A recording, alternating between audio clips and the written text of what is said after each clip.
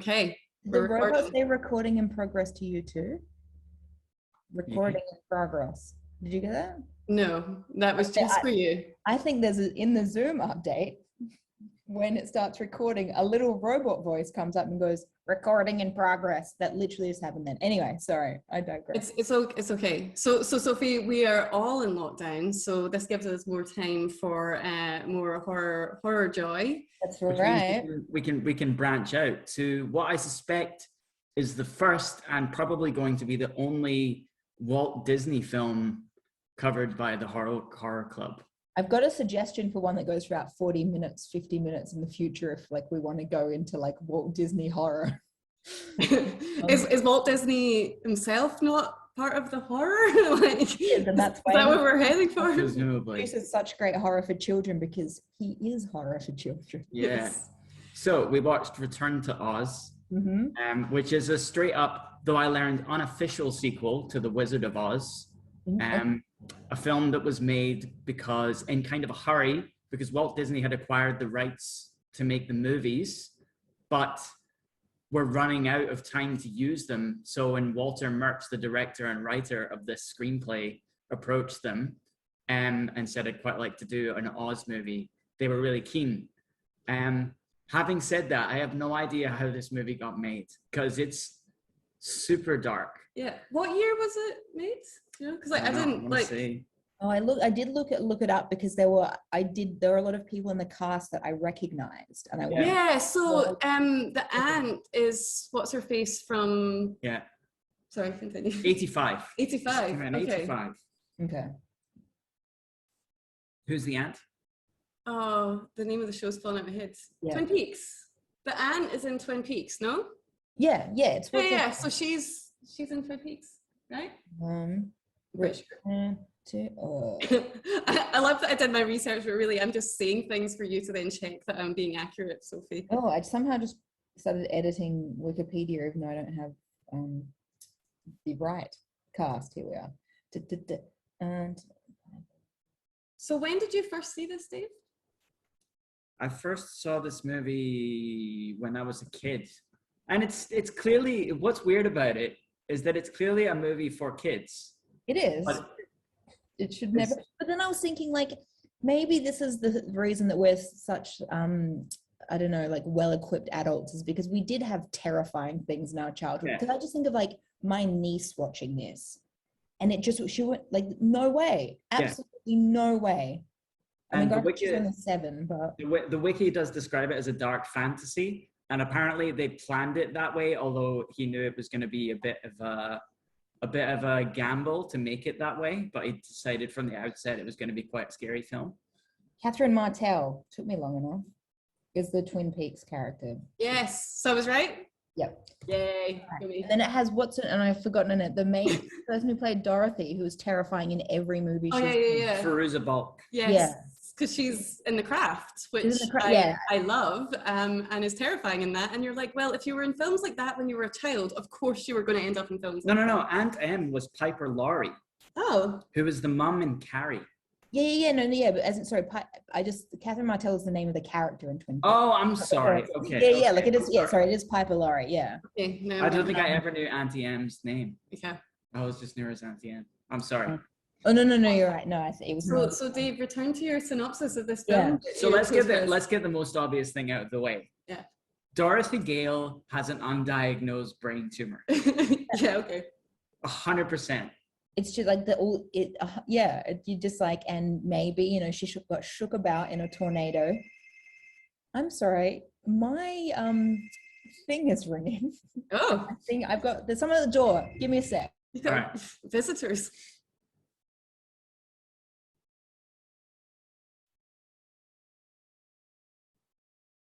Jeans. It's her jeans. It's the jeans in black, and I hope they're not jeggings. Jeggings. Not jeggings? No, I have a feeling it's the cords that Jim sent me earlier, but I just buzzed them in and told them to leave it in the door because theoretically no one should steal it once it's inside the building because there aren't that many apartments here.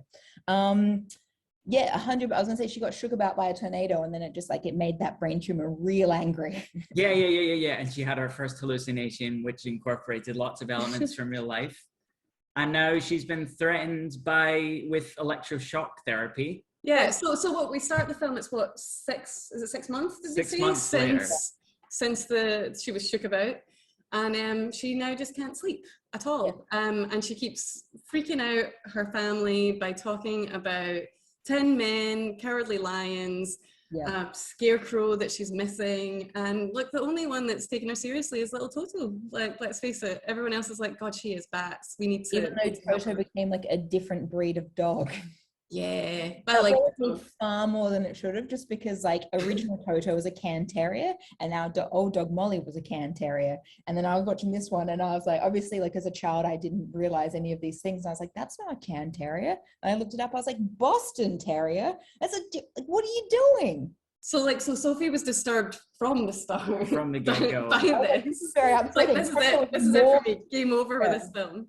It's it was and it's funny because I started watching it and I was like, maybe I didn't see this as a child, because I know that we had the book, like we had like a big illustrated version, but then there were and I was like, no, I've definitely seen this, which means I wonder if childhood Sophie just removed sections from her mind. Well, the thing for me, so I had never seen this film, but one of the reasons is because, rightly or wrongly, I never liked The Wizard of Oz. It was not something I liked as a kid. And yeah, I know, I think it's controversial. It's like when I say I don't like The Princess Bride or, you know, Star Wars or all the other things I don't like. So I didn't really like The Wizard of Oz. I've never seen Princess Bride, if that makes you feel better. Yeah. And I think I never ended up watching it just because I just wasn't interested. Yeah, I think it was one of these ones, Dave made me watch it as an adult, and I was like, But anyway, so Dave has told me for years now that I need to watch Return to Oz because I would enjoy it a lot more. And I guess I was resistant because of not liking The Wizard of Oz, for whatever reason. Sure. So I was very curious. And as I say, starting off with someone clearly having mental health problems, and then the poor family who are having to rebuild their homes and mortgage their homes and all this stress, are then going to have to pay for like healthcare. Completely unproven medical. Oh my God! But it's okay, because like when she goes to the doctor, he tries to help her by saying, "Look, my machine has a face." I was just it's like, okay, I'm going to treat your brain. Look, here's some eyes, a nose, a mouth. What's that? Oh, this is friendly face monster. This is a tongue. This is a tongue we can make move from side to side. And I was sitting there going, no. It's just, anyway. I mean, and imagine taking a child and being like, I will leave you in the capable hands of these strangers who want to shock your brain. I'll pick you up tomorrow, but I'll bring the dog. Pay no attention to those screamings in the background. Yes. So she goes, her aunt takes her. Yeah. And it must be terrifying. Like they really like zoom in on the lights and stuff like that. Cause this is like just put at the start of right before the 20th century kicks off. So like electric lights are not normal. So this would have been like a terrifying experience for someone. And even, you know, when you saw it in 85, it's still a terrifying experience. And they had lights for ages by then. Yeah. And so I like that Dorothy sort of takes things in her stride though, you know, like when she's going to go and get treatment and she's like, I prefer to sit up, please. And they're like, no, lie down. Why are you strapping me in? And then it's like, I managed to get here without falling off my cart. Please don't strap me to a bed. Like, I love how rational Dorothy is through all of this in her nut state. Yes. And I think I have to say, Fairuza Balk, what a great job she does throughout the film. I think she's real good. I don't think it would stand up nearly so well.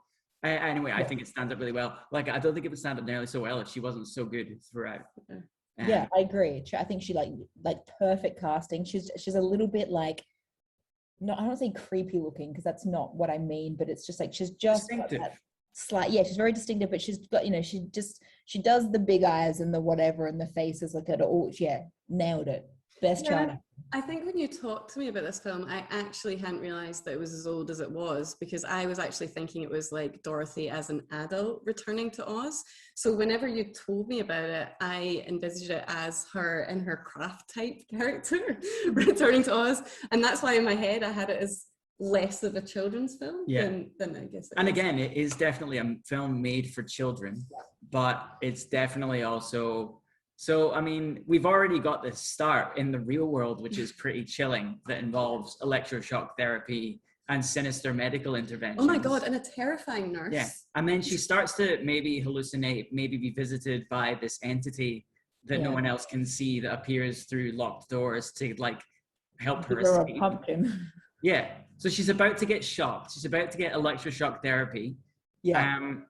And then the building gets hit by lightning and the power goes out, which is great. And everyone goes away to check on it.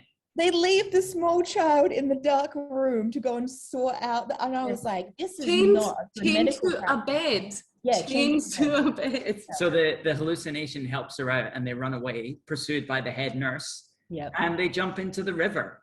And the head nurse just looks kind of distraught. Like, why are you running away? And B, like, why are you jumping into the river? Jumps into the river herself. Yeah. And Dorothy wakes up in Oz. Luckily, she finds with a talking chicken. She finds a wooden cage to hang out with that and then wakes up in there with a chicken. And then turns out that she's not in like a river that's running super fast because of the rain. It's just a puddle. She's in a puddle in a box with a chicken. And she's in Oz again. She's in the deadly desert where if you touch the ground, you turn to sand. Luckily, she knew that. Imagine if she didn't know that. Shortest movie ever. Very short movie. Stepped on the sand. Now, that's it. So it gets off of that, finds what is left of the Emerald City via the broken down yellow brick road. Very sad. Realizes everyone's turned to stone. Yeah. And then we come across our first kind of pretty disturbing oh my God, they're terrifying bit of design for Oz, which is the Wheelers. Yeah. I don't even know. Like if I saw, again, I think I was a resilient child, would not have been able to deal with that as a child. Hence, it's a kind of... I have maybe forgotten large parts of this movie. I was stressed anyway because like, I mean, when I was a kid, I watched a lot of stuff with statues coming to life, or like, you know, like your Greek myths and all that stuff, and like Medusa turning you to stone. And I think I'd gone like wild with it. And so when you saw the dancing headless statues, I was like, oh, this is going to be terrible. These are going to come to life. They're going to chase her, or I don't know. Like, I mean, obviously that had a point later on, but then that had already built up my tension. And then the Wheelers came in and I was like, you know, the beware of the Wheelers sign. I was like, what's a Wheeler? Oh, like quite literally things on wheels. So they had kind of a scary clown vibe, but they've also got this kind of distended body shape because of the wheels, which is quite unsettling. Very well performed by whomever they've gotten to do that. Just like a genuine nightmare. Yeah, there's a thing that's like they're people, but they're not people. But then they're like scary clown people, and they're like a little bit crazy, but they're not. They're like half wheel robot with the So she gets and because they're waiting for her, because at one stage it's reported back to a rock that Dorothy has. Oh my God, yes, you're right. So yeah, because that's the start, is when you start to know, well, you kind of knew she was in Oz anyway, because Return to Oz, right? But the fact you realize, well, with the talking chicken, but you also had these rocks making faces. Yeah, like looking at her when she was moving. Funny, but then like it gets into these like quite sinister faces very, very quickly. Yeah. Like, and then the rock reports back to like a big rock wall. Yeah. That like she's back, and then these rocks are told to basically just like keep an eye on her, follow her. Very, very, very upset that there's a chicken. Oh my God, yes. Oh my God, which I also loved so much about all of this. The chicken was just brilliant. And even I was so excited about the chicken anyway, because I got so fixated on looking at when she was holding a real chicken versus when it wasn't a real chicken, and then when you'd put it down and it was a real chicken, but suddenly it was, the talking chicken. So, and I loved all of that. And then to the fact that everyone, like the baddies, were all scared of a chicken, I just thought was wonderful. But yeah, it was like, a chicken? Yeah, wow. But you can't have a chicken. You can't have a chicken in Oz anymore, guys. Why? Well, that's the big question. We'll find out later. So the Wheelers. So again, this is where I've got a lot of respect for Dorothy, because she's clearly scared, and her chicken is scared. Yeah. But she's quite calm with it. She's just like, get away from the Wheelers, and then she's reminded that she's got a key by the chicken, so she can like actually get away from the Wheelers. But she's just like she's just going through it like, oh, what can I do? What can I do to get out of this situation? And she's not just standing like little girl panicky screaming. She's like, what do I do now? What do I do? Very unflappable. Yeah. I would love it. Like, see, like if she was my friend when I was a kid, I see you as a kid, I'd love her to be my friend right now. She seems like the calm, sensible, rational person that I need to have in my brain. So then what happens, Dave? The Wheelers chase her. So we find TikTok, the mechanical man.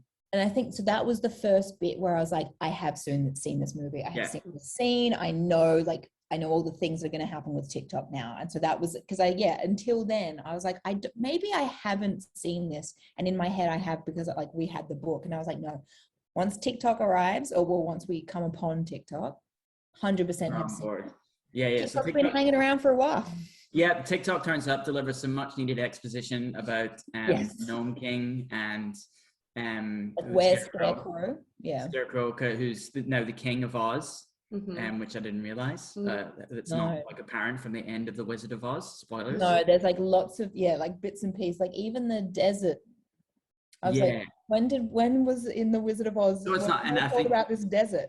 I think apparently the whole tone of this film follows the books much more closely than the original Wizard of Oz film, which, as we all know, is a very frivolous and hippity hoppity, skippy delightful with a child played by an adult, and all those.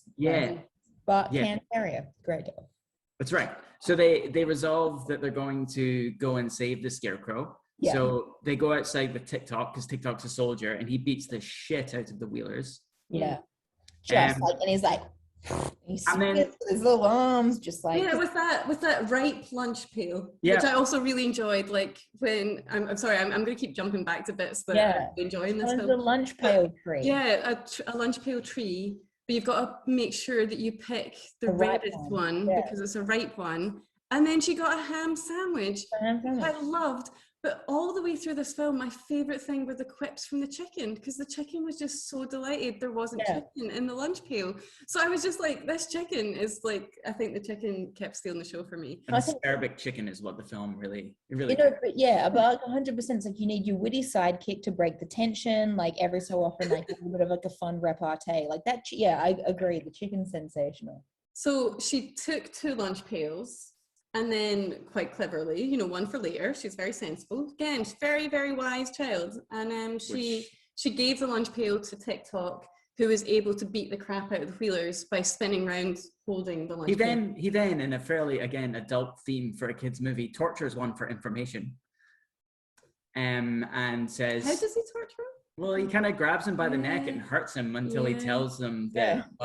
the only one who knows where Scarecrow is Mumby. So we have this new character introduced, Mumby. Which is such a cutesy name for not a cutesy character. Mumby, possibly Mombi. I'm not sure. It was very... I think it is Mombi, because we're just saying when I was looking up cast, it's Mombi, I believe. Mombi. Okay, gotcha. So he reluctantly... It's a cute name for a terrifying character. He reluctantly takes them to her domain or place of business, perhaps, where she's just having a lovely time sitting playing some music, just relaxing with her spiky dress on, just strumming the mandolin. And very quickly she turns out to be a baddie.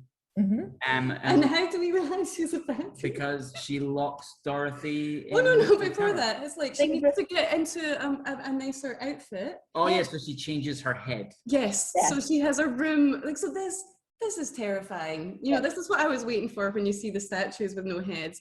She's like, so when she wants to change into something more comfortable or more fitting or whatever it was, like, it was actually to change her head into a more appropriate head for the circumstance. And that was the second scene where I was like, yes, I do remember this as well. I have very much seen this movie. I used to skip past that page in the book, in the picture book, because that scared me enough as a child. And I was like, she walks in, she's essentially got a cabinet of stolen heads that are alive, and they're sitting there, and Dorothy sees them, and they're staring at Dorothy. And then she decides that once she's replaced her head into the more fitting head, she takes a proper good look at Dorothy and decides she wants Dorothy's head. But once she's, an adult, she's got potential. Basically, it's like she's never going to be beautiful. Yeah, that's potential.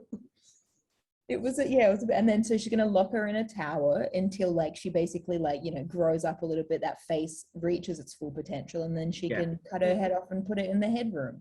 And good old chicken sidekick comes in trying to like rescue Dorothy. Chicken's like, I'm on this, I'm getting out here. But of course, you know, being a chicken, it's quite hard to be. Only so much she can do. Yeah, so she gets grabbed by the legs, like she's snuck in, and so TikTok's about to beat the shit out of Mumby, but then he runs down because he's mechanical. Yeah. So he gets wound down, so he can't do it. And off to the tower, Dorothy is taken and locked in, apparently for years to come. Yeah. And then something weird happens. She comes across... Something weird, Dave? What do you mean? Something weird compared to everything else. I think this is one of the weirder things in the film, actually, in a kind of creepy way. Like, she comes across this tall, pumpkin-headed creature who's been brought, we learn has been brought to life using this bring to life powder that Mombi has. Yep. And he's in bits, so Dorothy puts him back together. But initially he mistakes Dorothy for his mother or creator. And then eventually says to Dorothy in the not too distant future, do you mind if I call you Mum even though you're not my mum? Yeah. So you've got this like 8-foot pumpkin man calling Firuza Balk, who can't be more than like 13, 14, mum. Yeah. And that persists throughout the film. And it's one of the things that sits least well with me about the whole fucking thing. Yeah. I think as well, it's like, it's when the goodies are also creepy that I struggle. So like, I mean, I love the idea of having a new friend when you're in strife, but like her friend saved her with his creepy stick hands by managing to get through and open the door with his creepy stick hands when she put them back together. And I was just like, this is a bit scary. This is a bit scary. But yeah, like, but the thing I like about this, and I guess we can probably talk about this later, but like how, because she's clearly mentally unwell, it links back to things that happened because she was given a pumpkin in the hospital. Yes. She was given a jack-o'-lantern by because it was almost Halloween. So it's like, yeah, you're not very well, but there's a pumpkin in your brain because someone nice gave you a pumpkin when you were feeling fragile. So the pumpkin is your friend, right? Yeah.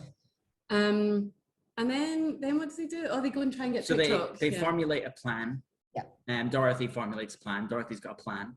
Yeah. So they go downstairs, get TikTok wound up. So Jack and TikTok go upstairs to do something unknown at this moment. Dorothy sneaks to the bed to get where the Mombi is sleeping and steals the key that opens the cabinet that contains Mombi's original head and the bring it to life powder. Yes. And presumably like talc and baby lotion and other things that are headless. Clarifying which woman. Yeah.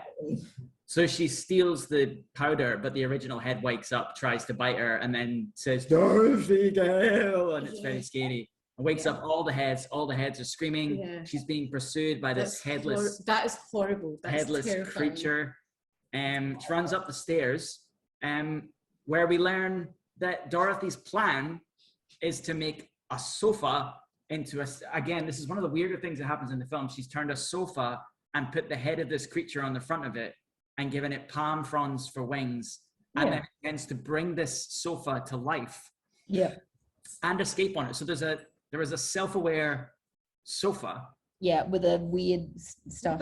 With what, a moose head or something? It's like when the moose asks what it is, it's like, oh, you're a thing. Yeah. You're a thing. I mean, a really positive spin on you're a fucking monster that I created to get out of here. Sorry. Out of necessity. Welcome to the void. Yeah. Like, existence is pointless, but yours especially so. Yeah. What I quite liked in all of that scene, before Dorothy goes in and they're trying to escape and she brings it back to life, is when TikTok is winding down again, but this time not in his body, not in his speech, but in his thinking. Yeah, he's got a different wind up, so we didn't really go into it. Yeah. And what I love so much this chat was like the pumpkin. So what's his name? Jack Pumpkinhead. Yes. Yeah. Jack Pumpkinhead is not the smartest, but he's trying to take instructions from TikTok, who is usually quite on it from the looks of things. But TikTok keeps giving him ridiculous things to do, or things in the wrong order, like tie your legs now, and like stuff that just doesn't make sense. And Jack Pumpkinhead is following that. But it's just because, you know, his thinking, he's winding down and he's thinking. And I also, this is also what I love when Dorothy comes in and Jack Pumpkinhead says to her, you know, I don't get it. And like, but why was he still speaking if he wasn't thinking? And she's just like, well, people just sometimes do that. And I was just like, yeah, Dorothy, they do. People do that. So it's okay that TikTok did that. So it's also this really nice, like, self-aware commentary on like how we're all kind of like that. That was one of my favorite moments in the film. Oh, there you go. Anyway, continue with the monster that flies. Yeah. Sophie, why don't you take us forwards? I feel like. Oh, I'm really liking it. Well, you know, okay, so we've created a monster. Also, there's an important bit where we take this powder to bring this monster to life, but it just didn't work. But then apparently you've got to say 3 words, and luckily there are instructions on it. And no one can say the words, and then Dorothy has a whack and they're the right words. And so we've got our alive monster. I can't even, Dave. You gotta tell. Okay, so the monster lurches to life. Lurches, yep. And is immediately like, so imagine you're a sofa and you're brought to life. You're a sofa and like maybe a moose head. Separate. Yeah. And then you also might be a frond as well. You come to, and you're in a tower, some kind of tower surrounded by junk, and there's people clambering all over you, shouting at you to jump out the window. Yeah. And he just does. I mean, fair play. He just does. He just jumps out the window. And they're like, okay, now fly. And he's like, okay, I'll give it a crack. And he does, and swoops up at the last minute. Right. Managed. Which you'd all think was completely unbelievable with the amount of weight there, and the fact there's 4 palm fronds, and the fact that, are his wings. Yeah, palm fronds, not, I'm thinking, the most aerodynamic structures. As a fluid mechanist, I can assure you that if you take a sofa and attach a moose head to it, and then attach some palm fronds that, even if you've made them flap, that you're crashing to earth without anything on you. Doesn't matter how sentient you are, like you're not airworthy. You're not 100, so not even at all, let alone with a bunch of, like, a very tall pumpkin man, small girl child, and also like a giant, like, was he made of copper? Like, I don't know what. Looks like it. Brass. Yeah. But like very like polished them up. So yeah, a bulky soldier made of metal. Yeah. You're just gonna crash down to earth. But luckily, this is some kind of magical land of Oz. Yeah. That's fine. They fly, start to make a getaway. Yeah. So they're flying through the dark. At some point, I can't remember when, we've learned that the Gnome King, who is perhaps who the scary stone people have been speaking to off screen, has taken the Scarecrow. I think maybe Mumby has told us this. Yes. Yeah, that's right. Yeah. So we know that his domain is approximately straight ahead, so they just fly through the night towards it, over the deadly desert. Being pursued by wheelers and Mombi, who seem to be traveling through some kind of subterranean tunnel. Yeah. Through the deadly desert, I presume. Oh no, because the wheelers reach the desert. So this is before. So the wheelers come back, and one of the wheelers turns into. Because we had to see that. Like as soon as we heard about the deadly desert, there had to be a promise made. You had to fulfill that promise that we see someone turn to sand. Otherwise, I don't believe it. Otherwise, it's just a desert, you liars. But no, and I guess we need a reason. We need a reason why Dorothy can beat Mombi to the Gnome King, which she does. So basically, they get as far as the Gnome King's domain, and Sofa Man starts to fall to bits. Yeah, because shouldn't have been flying to start. Shouldn't have been a thing. And Jack's head falls off. Jack's head falls off. And they try and get it when they possibly shouldn't have, because they're not structurally sound for making like white. And the sofa moose warns them, like, I can't do these. Yeah, it's like, I can't turn because I'm not made for turning, because I'm a sofa. Yeah, I'm not even made for flying. I'm made for sitting on, stationary, in a house, not in the air. Yeah. So they crash. He falls to bits, and they're all kind of falling separately. Some of the bits of the sofa go over the side of a cliff, but the rest of them falls on a mountain. Yeah. Sofa lands first, which is convenient because Dorothy lands on it in a perfectly seated position, completely unharmed. Yep. Along with TikTok, who lands in upside down, and Jack, his body lands, and then his head lands upside down on his head. And we're given a brief glimpse to show that Belinda, the chicken, is inside of the head. Yes. So we all survived quite well. Yep. And then we get another nice wall moment where the Gnome King is now who we suspect the Gnome King says to his wall buddy, "What's all that noise?" Yeah. Went upstairs, and the wall guys go like, "I don't know." He's like, "We'll go check it out." Yeah. And has a wee nosy and comes back down, and it's like, "Yeah, it's Dorothy Gale. She's here with a small army." Yeah. Some kind of sofa. Yep. But no chicken. Gnome King's like, "What about the chicken?" And wall guy says maybe the best line in the movie, which is, "There's no sign of the chicken." Yeah. Because there wasn't. Because there was not, because she's inside Jack's head. Yeah, and we clearly also knew that the chicken is such a big deal because Mimby was also working really rapidly to tell the Gnome King that Dorothy was on her way with a chicken. So Mimby is also aware the chicken is bad news. Chicken's a big deal. Yeah. There should not be a chicken in Oz. This is terrible. Yep. So Mimby's on the way with the Wheelers to try and aggressively hurrying the Wheelers on so that that Mimby can tell the Gnome King about the chicken. But where is the chicken? So only we know. We get mobilized. Everyone's mobilizing to do the next thing. They're like, "Oh, well, let's stick Sofa Man's head back on the sofa." Yeah. And the justification for that is, let's stick his head back on the sofa because then at least he can walk. Like, that makes some kind of sense. Doesn't make any sense, guys. Doesn't make any But sense. even like Sofa Moosehead was just like, "Oh, can you just leave me? Like, let me die already. I didn't want to be born, and now I want to die. I don't want to be on the sofa." No. Like, just but they were like, "But yeah, it's more mobile if the head is on the sofa." On the sofa. It's a mobility issue. So, big moment. Gnome King turns up. He's the side of a mountain.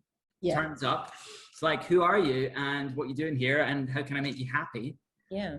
And Dorothy Gale's like very polite and says, "Look, you stole all the emeralds from the Emerald City, turned everyone to stone. Do you want to not?" Yeah, please don't.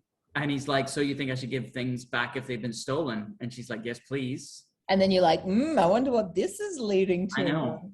And she's like, and then he's like, "Well, what if I don't want to?" She's like, "Well, I don't know." And then the ground gives way. And they all fall down. And then we're given this bit of exposition where the Gnome King chats to Dorothy, which leads me to my second big point about the film. The first being Dorothy Gale has an undiagnosed brain tumor. Yeah. Second being, it's very possible that the Gnome King is the good guy in the film. Yes. Maybe. It's like, because he's like, "This is my domain. I live under the earth. We're a race of gnomes. We live here. This is where we are. Yeah. I've got all these rocks that like are made through processes that are, my domain. This is all my shit. How would you like it if someone came down and dug down and stole your shit and built cities out of it? All of your emeralds." Yeah.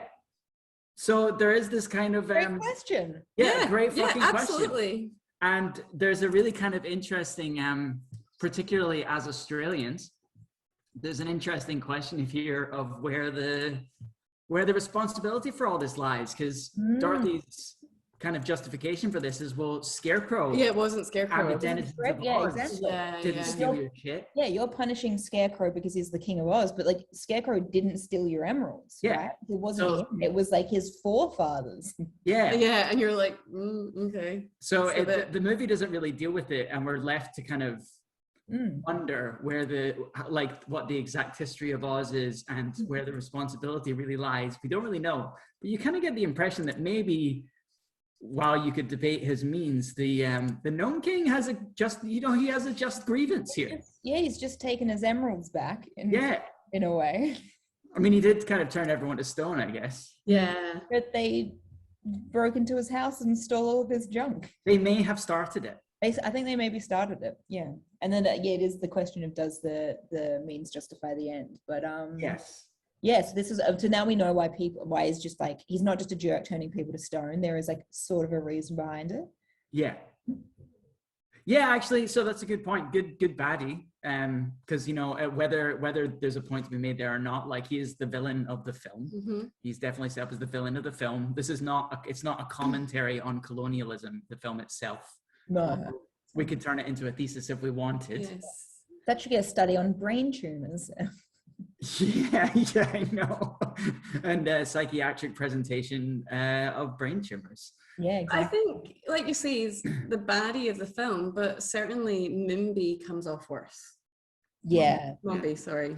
Mombi, I find, I struggle to understand actions of Mombi more than. Well, she just sold out. She was promised the 30 heads. Yeah, that's true. In exchange for helping him. So she's clearly got some powers of her own. Yeah. Well, another witch. There's got to be a witch of some kind. So. Yeah, I don't want to be that guy, but like, who needs that many heads? Like, what are you doing? Love? Also, her own head was a pretty fine head. Fine.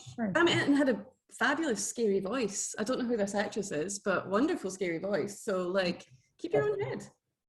I don't even know what you'd call that. Like tetaphilia? Maybe. The desire to have multiple heads. Yeah.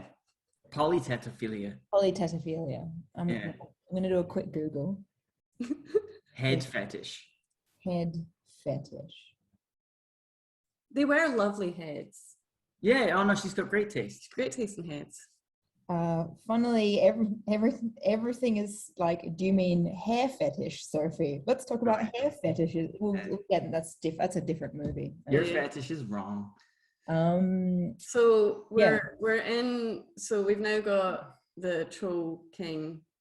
Chatting to them. Bit of a curveball here. The Gnome King informs Dorothy that he's transformed Scarecrow into a knick-knack. Yep. Quote. Yeah. An amusement, a curio, in this big room, and if she and her friends go in and have a guess which one it is, then if she picks right, she can, he'll relinquish his control. 100%. What I quite liked about this too was that when they said that it's like each of you are having 3 guesses and we're not in the room, and I'm like, how many objects are going to be in there? And so I started obviously trying to do the maths because of me, and thinking about, well, if they all go in together and they've got 3 guests, that's quite a lot of how many objects are in the room? And like, what's the population of like Emerald City? Like, no. So but yeah, no, they have to go one at a time. So it is possible they could, pick the same. It's sampling with replacement here. Yeah, exactly. Like once something's been touched, but it's actually be touched again. Sam, what does sampling with replacement mean? So you take it, but you put it back in. Yeah, but it's actually worse because if you guess wrong 3 times, you yourself become an yeah, you're right. So we didn't know that. So it was unclear in the beginning. So we were told you just go in, you each get 3 turns, you touch the thing and you say Oz, and if you like touch the right thing and it's Scarecrow, Scarecrow comes back. Yeah. The bit that they were not told, and we find out after who goes in first?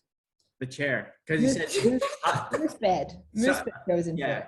Yeah. The sofa, how about the sofa goes first, he says.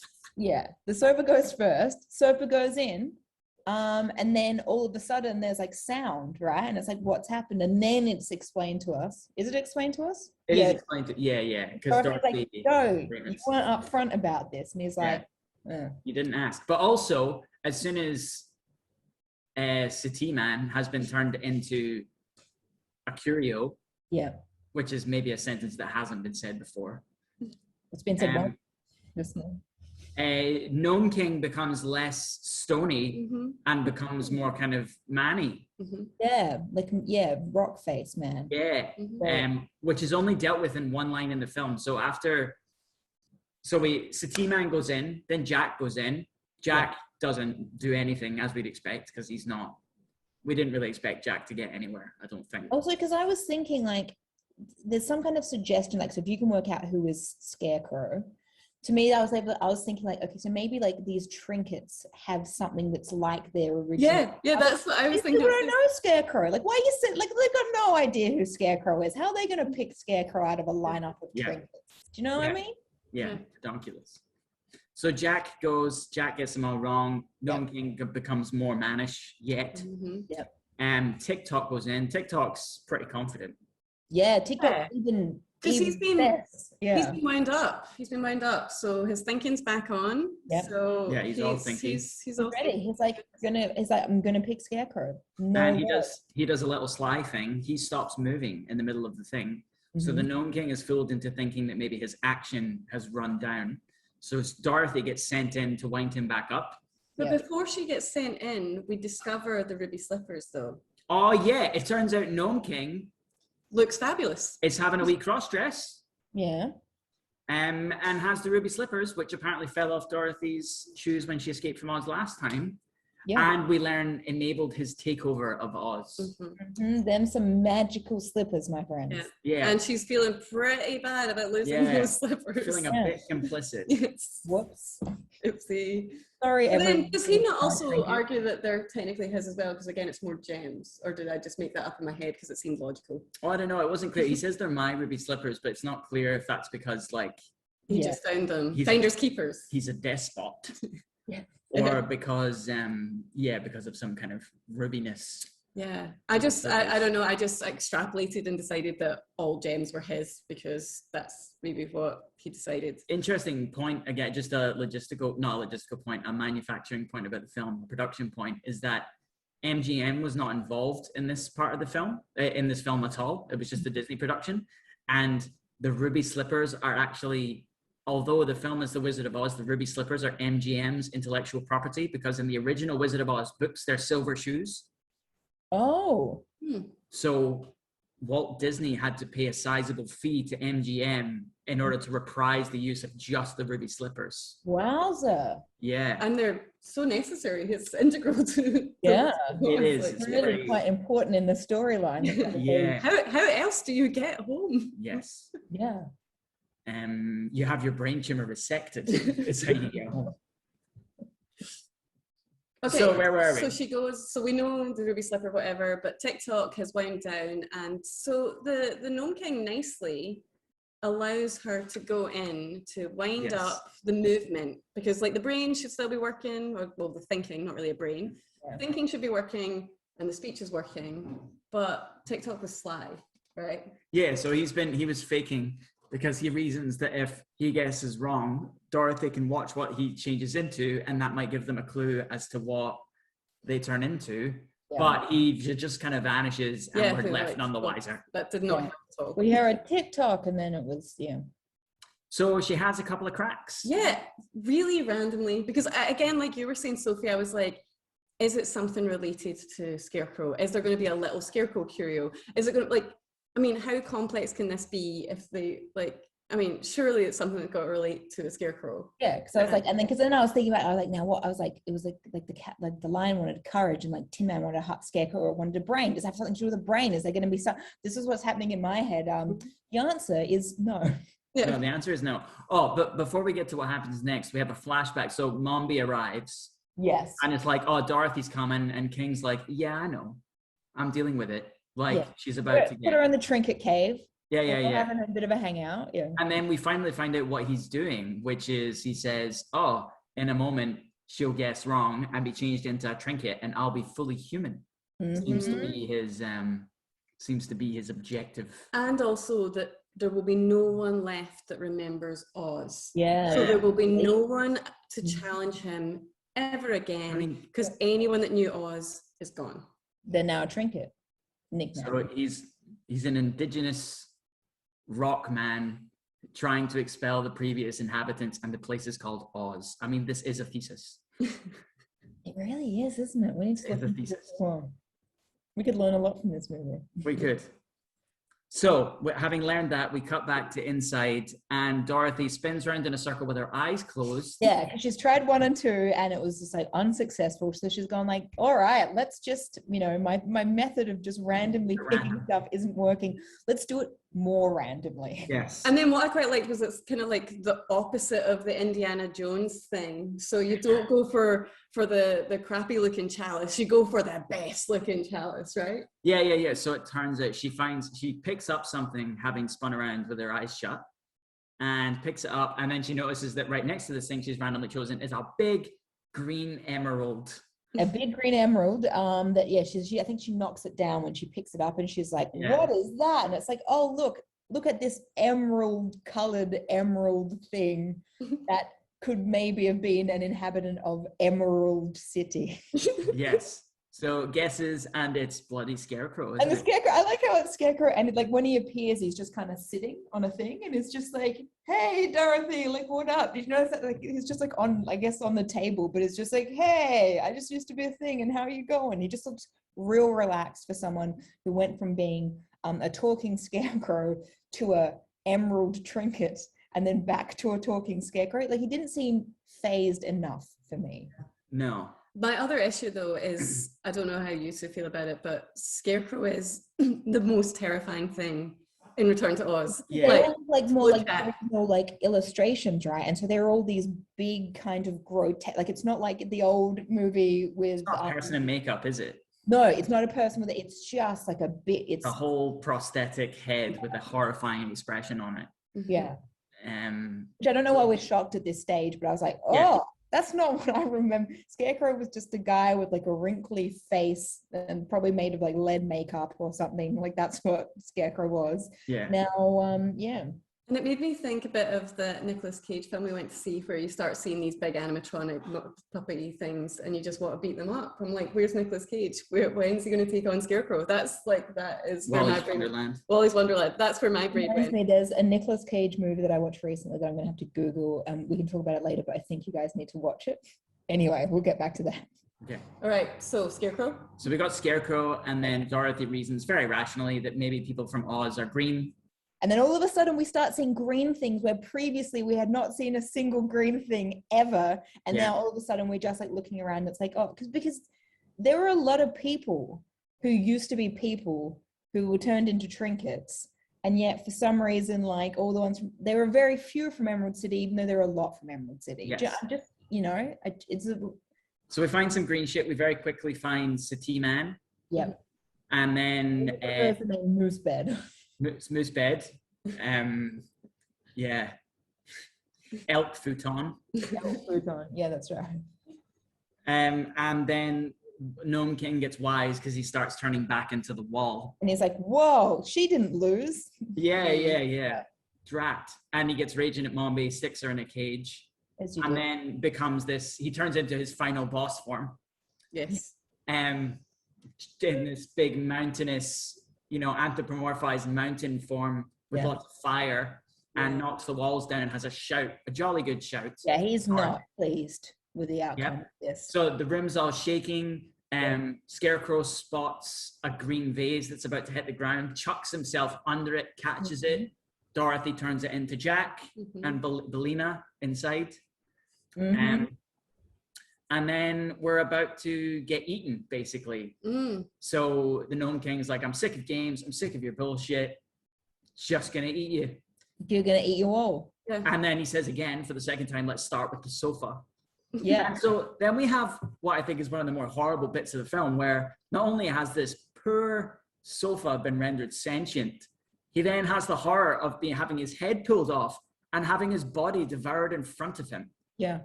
And we get a reaction shot. We see this final boss form, Gnome King, dangling the sofa into his mouth, and then it cuts to this elk,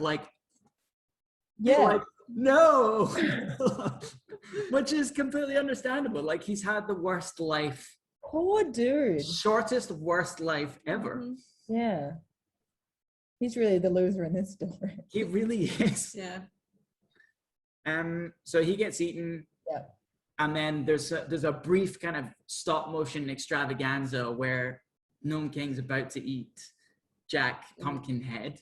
So they run away down the corridors and they get blocked off at every turn by these stop motion animation gnomes that come out of the wall, and they're all scary and horrific. And again, kids film. Yeah. I love all that stuff. I see one of my favorite bits with stop animation was the hands. When they had to go into the room to choose a curio, and it was the stop animation rock hands that opened. I thought that was amazing. All the stop motion stuff is really, really great. So they run back to the main hall. Jack gets picked up and dangled into the gullet of the Stone King, which is when we get, at last, our chicken payoff. Because it's just like, what's this deal with the chicken? We had a hidden chicken. Like, why are we freaked out about a chicken? Chicken, Jack's head. And it turns out, so the top falls off Jack's head. Yeah. Belina pokes her little head out. She's upset because she's about to be eaten. She's apparently so upset, she lays an egg. As you do. Yeah, 100%. Like you get really upset and then sometimes they just slip out, guys. Yeah, sometimes they do. Just like, this is really embarrassing, but I really need to lay an egg right now. I've just reproduced. But was this a callback to the start? So Dorothy was trying, because this chicken obviously came from Dorothy's farm, right? Yeah, because Dorothy was speaking to the real chicken version of this chicken before she went to get her. Yeah, and she was like, "Where are your eggs, chicken?" And so I think, Yeah, I didn't even. we're getting eggs. So she'd been holding on. Yeah. Holding on to her eggs till an emergency egg situation, or until she was frightened to death. I mean, I think the fact that we know Bellina cannot reliably be trusted to lay an egg really raises the stakes. Yeah. Yeah. Because we're told that chicken is a bad thing, and the fact there's an egg, it's like, oh my god, an egg. That's atypical. Mm. And then it just so happens that in this situation, it's what's called for, because it goes down the gullet of the Gnome King. Yeah. And then we get a reaction, some stop motion animation reaction shots of the wall gnomes who are horrified and disappear. In many cases, I don't know if you spotted this, but they disappear into the wall by sticking their arm into their own mouth and then fading back into the wall. It's really yeah. Oh. All pretty horrific. And then Gnome King's like, what's the deal? Eggs are fucking poisonous. Didn't you know that? Yeah. Chicken eggs, poisonous to rock people. And then he falls to bits. Yeah. Quite literally. Yeah. Cuff just falls to bits because he's eating an egg. Yeah. And then the whole thing, obviously, like in true end of film form, he's dead, so the whole place starts to collapse. Yeah. Dorothy grabs the ruby slippers, wishes all her pals out of there. Yeah. And wishes Oz back to its former splendor. Yep. Turns up just the potentially stolen splendor. Potentially stolen splendor. Well, definitely stolen splendor. Definitely stolen splendor. But where her pals are, so she wants them back. Yes. Turns up on the periphery of the Emerald City with everyone, including Mombi. Yeah. So that someone can have been shown to have learned their lesson. Yeah. They haven't gotten TikTok out yet, but it just so happens that he turns out to be a medal dangling from Sofa Man's antler. Yeah. So she turns him back into TikTok, and that's all great. And then everyone gets polished up and dressed to the nines and has a party. And they have a parade. Yeah. Like Star Wars. Like Star Wars, yeah. Shiny TikTok is all brass, like he's like a rotund C-3PO. And Dorothy is riding on Cowardly Lion, as you do. Yeah. And all our pals are there. We don't really again, as someone that's not a huge fan of Wizard of Oz, I did like the lion though. Like I've always been, so I felt like I missed some of my favorites in this film, but then it really wasn't about Scarecrow, Tin Man and the lion, I suppose. But I do like them. It was nice to see them at the end. It was nice to get the gang back together, even briefly. And they're like, be the queen of Oz. And she's like, no, I've got to go back. Yeah. I can't, mates. I've got to go get my brain shocked. I got to get this brain tumor taken out. I'm clearly very unwell. I am off my tits. So I need to go back. And then there's a girl in the mirror who turns out to be the hallucinatory entity from the hospital that helped her. Yeah, who brought her the pumpkin hair. Yes. Yeah. So she's now dressed to the nines, like kind of like Glenda, the Good Witch of the North in the first one. And she's been trapped in the mirror by Mombi, but Dorothy helps her out. Yeah. And it turns out... It was like a little bit of a kind of like, and then grab it. It was really beautifully done. Like for how old the film was and not terribly high budget the film looked, it was really well done. Yeah. So she's out, and it turns out she's the King of Oz's daughter. Yeah. So the King of Oz ruled Oz before the wizard, the eponymous wizard of the first film. Yeah. So she's the rightful ruler of Oz. With their stolen emeralds. Maybe. Yeah. So Dorothy gives her the ruby slippers and says, can you send me back, please? And you can be in charge. Yeah. So it's basically, stolen land. Yeah, we don't want to leave a power vacuum. Yeah. Dorothy was concerned about the political ramifications of an Ozian power vacuum. For sure. And but also because a small child in charge of everything, so it's okay. Yeah. But also because the Gnome King and Mombi were the two people that remembered that she was a thing. Yes. And so the Gnome King's gone, but Mombi is still around. And if Mombi, isn't kept in check, like, I mean, we need this potential monarch back. Yes. If you agree with monarchy. Yeah, there was a kind of, and she's the queen, so that's obviously the right thing to do. Mm-hmm.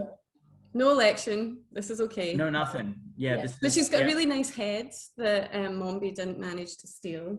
So and she was the creator of Jack, so she's Jack's rightful mom, which makes sense version 1, because back at the start when Dorothy's in the hospital, she's the one that gives her a pumpkin head. So it all, all ties together really lovely. It all makes sense, guys. It all comes out in the wash. It all makes sense. And so Dorothy is sent back, but quicker than she wanted because she barely had time to like say hello to the lion post riding on him.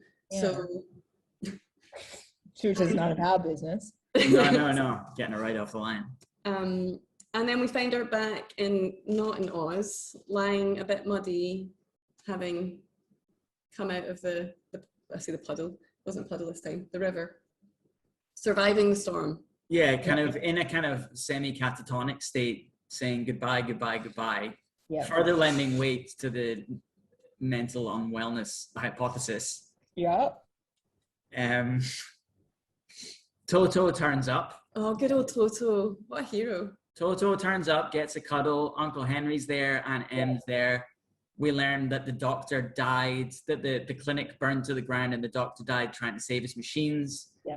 And then inexplicably, we see, to my mind, we see the police go past with the head nurse in the back, looking out of the back through jail cell. And it's like, well, what did she do? Well, but so the head nurse was the witch, right? It was the same actress. Yes. Right? So, but that's the thing. That's what I'm trying to understand. But she seemed bad anyway. But I'm not sure what she did and why she was in jail. Unless it was negligence. Maybe negligence. Like but it's like, how did she get caught? I agree. Like, obviously. For what was she arrested? Yeah, that's a good question. And like, what was who put the case together against her? How did it happen so quickly after the fire caused by the lightning that the other dude died? Yeah, it's like great that she's being taken away, but there are some missing pieces. It makes sense in the Oz analogy. Yeah. But it doesn't make a lot of in the real world sense. No. Yeah. Agreed. Yes. And then we see Dorothy having a little. So we see the manifestation of her mental illness in the mirror. So she sees Ozma in her mirror. Back home, they've finished building the new house. Yeah, and her uncle seems so happy because at the start of the film, he's a broken man. At the start of the film, everyone has PTSD. Yeah, everyone's really, really having a terrible time. But then her not dying in the hospital. That's what we call anti-PTSD, and they cancel each other out. So if you have two traumatic events, make a right. Yes, correct. That's what we've learned. So suddenly her uncle's great and he's finished the house and he's just really happy and he was so delighted to have Dorothy back and as well again. And our aunt is delighted to have Dorothy back to her old self because she gets more help around the farm. Yes. Which, was clearly a problem. Not this useless sick child who she's not sleeping, so she's useless to me. So it's 1 a.m. She's not asleep. What a useless sack of shit. Now she's great. I've got child labor again, which is very helpful. Fantastic. So Dorothy's in her room, waving to her uncle, having a lovely time. Sees Ozma and Bellina the chicken in her mirror. Oh yeah, the chicken. And the chicken, does it not have a key in it? It looks like the key to the city or something. It's been honoured, for sure. I was really sad that the chicken didn't go back with her because I was quite attached to the chicken by the end. But then it could have been that when no in Oz. Just talk to the chicken, right? Because it's just hang out with the other. Yeah. So she sees the manifestation of her mental illness in the mirror.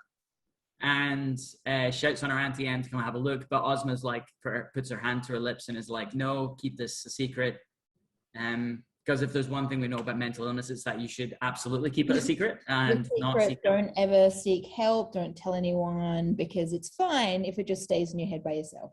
That's right. So Auntie Em comes up and is like, it's nice to have your own room, isn't it? And Dorothy's like, yep, it's great, everything's fine, nothing to see. I keep my hallucinations, where would I put them otherwise? Everything's fine. And she's Auntie Anne's like, go outside and play, and Dorothy's like, yeah, cool. And goes outside, the brain tumor whoops a silent whoop of joy. And we have Yeah, a slow pan out on the farm with Dorothy playing outside, and that's the end of the film. Yeah. Yeah. Cool. So what did you guys make of this? This movie? I thought it was great, but yeah, as I said, like I was convinced I hadn't seen it at points, and then when I saw certain bits, I was like, no, I have seen this, and apparently, like young Sophie did not want to remember these bits in great detail. But yeah, like it raised some questions for me, but like on a whole, I appreciate it. I see them like The Wizard of Oz and like Return to Oz as very different entities, and I really like, it was just something that's a little bit different. We had like a moose sofa. There were the scary puppets. What happened to me, I was like sitting there going like, CGI has ruined everything. Like I just enjoyed just the earthiness of these big, terrifying things and the stop motion. And it was great. Yeah. 5 out of 5. Oofed. Yeah, I really enjoyed watching it again. I haven't seen it for, let's say, 20 years. Easy. Sure, yeah, I believe it.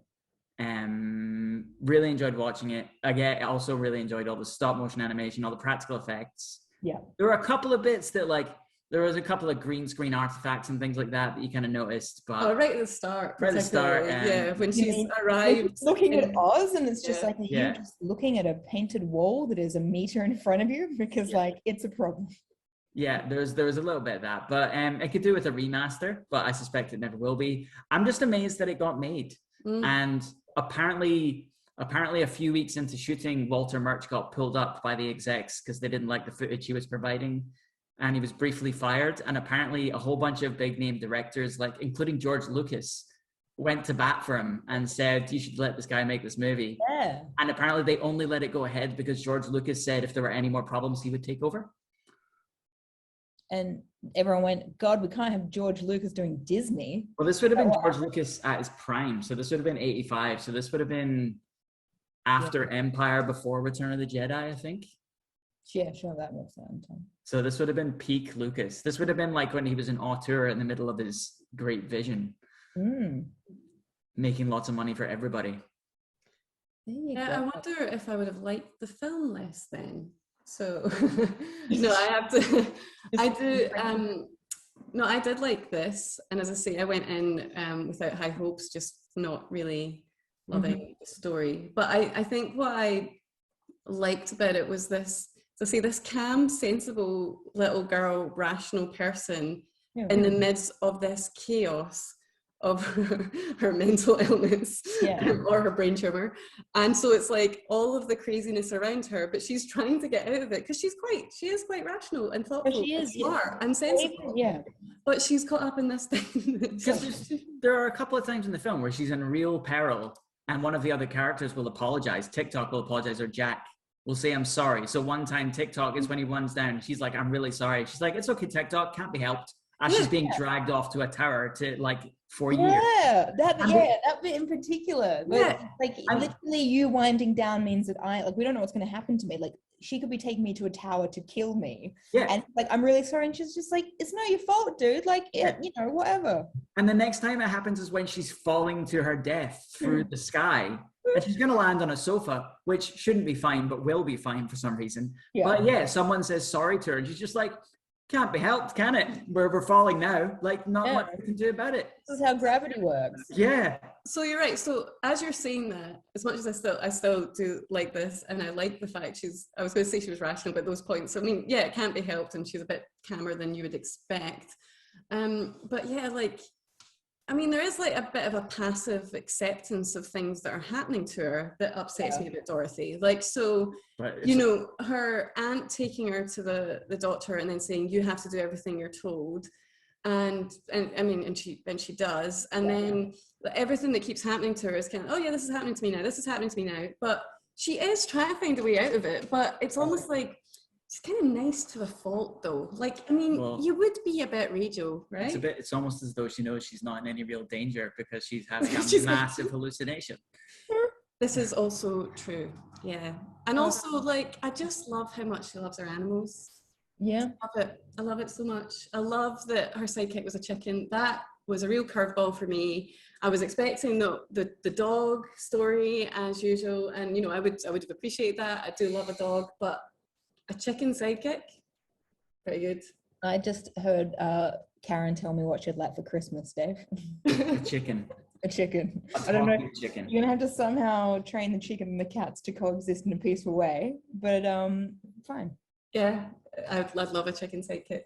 But chicken hasn't laid an egg again. That's okay, can't be helped. I wanted to be a wisecracking chicken that gets me through my workday. Oh yeah. Just roosts beside you. Yeah. That's good. Yeah, I really enjoyed it. Good. So yeah, thanks, Dave. Thanks for that. I don't think I would have ever watched that without you. So what are we going to do next week? I've got the spreadsheet up. What are we going to do? I think Sophie. I think it might be your. Is it mine? Well, because I know that we watched Audition and you went, well, why don't we watch Audition? Yeah, so Audition was you. Okay. Like it still is my, I've been saying for ages, we should watch Audition, even though you then went, okay, well, let's do that then. So I'd say it's your turn to truly choose. Okay. Truly choose. What do I want? Oh, my list is longer than both of yours. I clearly get too much that I want to see. I can go add some more shit if we need to. Yeah. I'll give you my top 3 for my list at the moment, and you can choose. So one of them I've been wanting to see for a while is Train to Busan, which I believe is on Netflix, and I think it's a zombie. Yeah, I believe it's a Asian zombie. Is that not correct?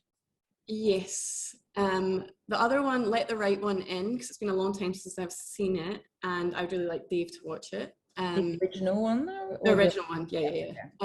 Or The Birds. I would be happy with either of them, all of them, because I have seen them all, but I have also not seen most. I'm also happy to watch a long time. Yeah. I think I've seen The Birds a long time ago. The Birds is the one that I've seen the most, but I've also seen it the most because I really like it. So again, I'd be happy. And then I've really liked Let the Right One. And then I also I haven't seen Train to Busan for a while. Again, happy with all of them. Let's go with The Birds purely because that's where my cursor stopped on the spreadsheet. So that's what we're doing for next week. And the other day I was walking and it was a proper Birds moment to the point where I was going to stop and take a picture.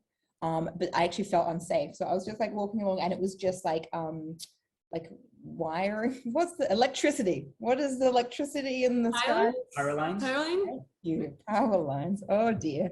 But it was a proper, there were maybe 2 power lines and both of them were covered with birds, but they were power lines attached to someone's house.